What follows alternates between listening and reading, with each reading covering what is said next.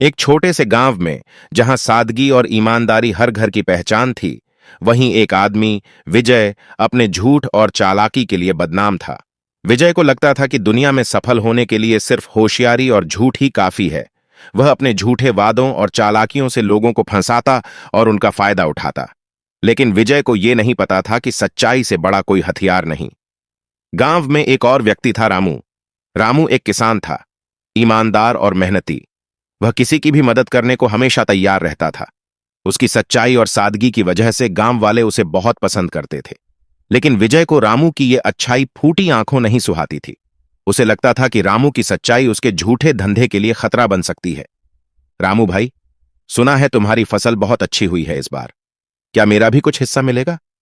रामू मुस्कुराते हुए, विजय भाई, फसल तो भगवान की देन है। जितना मेरे पास है सबका हिस्सा है, आप भी लीजिए। रामू की बातों से विजय को जलन होने लगी। उसने मन ही मन ठान लिया कि वह रामू को नीचा दिखाएगा। विजय गांव वालों को रामू के खिलाफ भड़काने की कोशिश कर रहा है। विजय, अरे ये रामू तो दिखावे का ईमानदार है। मैंने सुना है वो अपनी फसल में कुछ मिलावट करता है। सोचो, ऐसा आदमी हमारे गांव का नाम कैसे ऊंचा करेगा। गांव वाले, क्या यह सच है? रामू ऐसा करेगा? गांव वाले, नहीं, रामू तो ऐसा नहीं है। लेकिन विजय कह रहा है तो कुछ तो सच्चाई होगी। झूठ के बीज फैलने लगे। धीरे धीरे लोग रामू से दूरी बनाने लगे। रामू, जो सबकी मदद करता था, अब अकेला पड़ने लगा। लेकिन उसने अपने दिल में कोई दुर्भावना नहीं रखी। वह अपने काम में लगा रहा। रामू खेत में काम कर रहा है, तभी गांव का प्रधान आता है। प्रधान, रामू, गांव में एक बड़ी समस्या आ गई है। हमारी पानी की नहर बंद हो गई है और गांव वाले परेशान हैं। रामू, प्रधान जी, आप चिंता मत कीजिए, मैं अभी देखता हूं।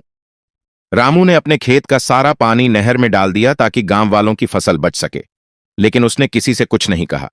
यह बात जब गांव वालों को पता चली तो उन्हें अपने किए पर पछतावा हुआ। गांव वाले रामू के घर पहुंचते हैं। गांव वाले, रामू भाई, हमें माफ कर दो।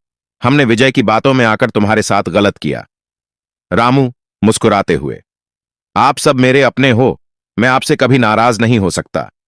विजय परेशान होकर रामू के पास आता है। विजय, रामू, मैं गलत था। मैं तुम्हें नीचा दिखाने की कोशिश कर रहा था, लेकिन तुमने हमेशा सच्चाई का साथ दिया। मुझे माफ कर दो। रामू, विजय, इंसान गलती करता है, लेकिन सच्चाई को अपनाना ही सबसे बड़ी जीत है। इस कहानी ने विजय को बदल दिया। उसने अपने झूठ को छोड़कर सच्चाई का रास्ता अपनाया। और रामू, जिसकी सच्चाई और दयालुता ने पूरे गांव को एकजुट किया, वह सबके दिलों में अमर हो गया। गांव में सब खुशी खुशी साथ रहते हैं। दोस्तों, यह कहानी हमें सिखाती है कि सच्चाई का रास्ता मुश्किल हो सकता है, लेकिन यही हमें सच्ची जीत और सम्मान दिलाता है। झूठ कितनी भी कोशिश कर ले, सच्चाई को कभी हरा नहीं सकता।